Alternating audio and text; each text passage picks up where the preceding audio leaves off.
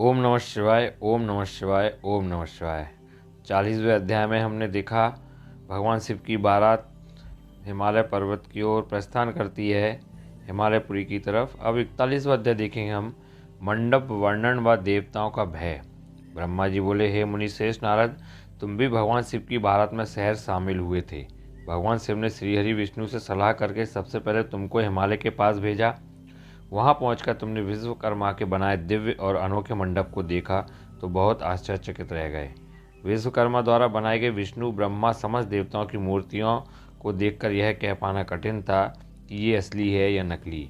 वहाँ रत्नों से जड़े हुए लाखों कलश रखे थे, बड़े बड़े केलों के खम्भों से मंडप सजा हुआ था।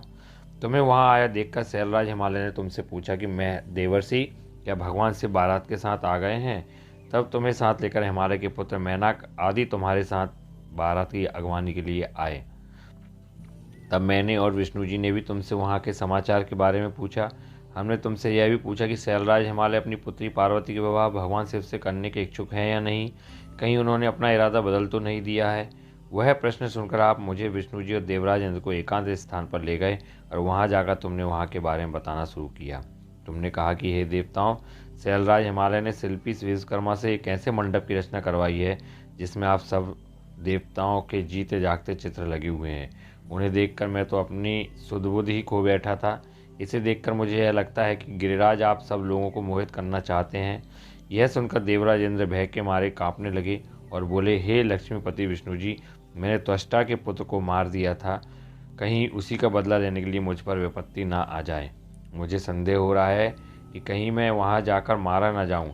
तब इंद्र के वचन सुनकर श्री हरि विष्णु बोले कि इंद्र, मुझे भी यही लगता है कि वह मूर्ख हिमालय हमसे बदला लेना चाहता है, क्योंकि मेरी आज्ञा से ही तुमने पर्वतों के पंखों को काट दिया था। शायद यह बात आज तक उन्हें याद है और वे हम सब पर विजय पाना चाहते हैं, परंतु हमें डरना नहीं चाहिए। हमारे साथ तो स्वयं महादेव जी हैं, भला फिर हमें कैसा भय।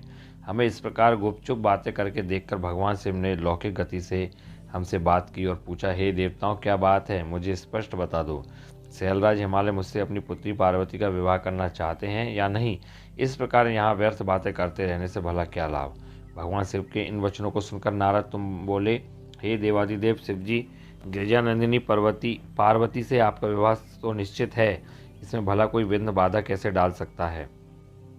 तभी तो शैलराज हिमालय ने अपने पुत्रों मैनाक आदि को मेरे साथ बारात की अगवानी के लिए यहाँ भेजा है। मेरे चिंता का कारण दूसरा है प्रभु। आपने मुझे हिमालय के यहाँ बारात के आगमन की सूचना देने के लिए भेजा था। जब मैं वहाँ पहुँचा तो मैंने विश्वकर्मा द्वारा बनाए गए मंडप को देखा। शैलराज हिमालय ने देवताओं को मोहित करने के लिए एक अद्भुत और दिव्य मंडप की रचना कराई है। आपको यह जानकर आश्चर्य होगा कि ये वे सब इसमें जीवंत है कि कोई भी उन्हें देखकर मोहित हुए बगैर नहीं रह सकता। उन चित्रों को देखकर ऐसा महसूस होता है कि वे सभी अभी बोल पड़ेंगे। प्रभु, उस मंडप में श्रीहरि, ब्रह्मा जी, देवराज इंद्र सहित सभी देवताओं, ऋषि मुनियों सहित अनेक जानवरों और पशु पक्षियों के सुंदर व लुभावने चित्र बनाए गए हैं। यही नहीं, मंडप में आपकी और मेरी भी प्रतिमूर्ति बनी है, जिन्हें देखकर मुझे यह लगा कि आप सब लोग यहाँ ना होकर भी हिमालय नगरी में पहुँच गए हैं। नारद तुम्हारी बातें सुनकर भगवान से मुस्कुराए और देवताओं से बोले, आप सभी को भय की कोई आवश्यकता नहीं है। शैलराज हिमालय अपनी प्रिय पुत्री पार्वती हमें समर्पित कर रहे हैं, इसलिए उनकी माया हमारा क्या बिगाड़ सकती है। आप अपने भय को त्याग कर हिमालय नगरी की ओर प्रस्थान कीजिए। भगवान शिव की आज्ञा पाकर सभी बाराती भयमुक्त होकर उत्साह और प्रसन्नता के साथ पुनः नाचते गाते शिव बारात में चल दिए। शैलराज हिमालय के पुत्र मैनाक आगे आगे चल रहे थे और बाकी सभी उनका अनुसरण कर उनके पीछे पीछे चल रहे थे। इस प्रकार बारात हिमालयपुरी जा पहुंची।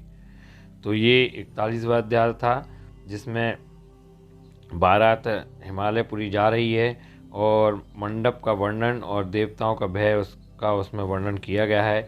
अब हम देखेंगे 42वां अध्याय जिसमें बारात की अगवानी और अभिनंदन का वर्णन किया गया है भगवान भोलेनाथ की। ऐसे ही देखते रहिए, सुनते रहिए। ओम नमः शिवाय, ओम नमः शिवाय, ओम नमः।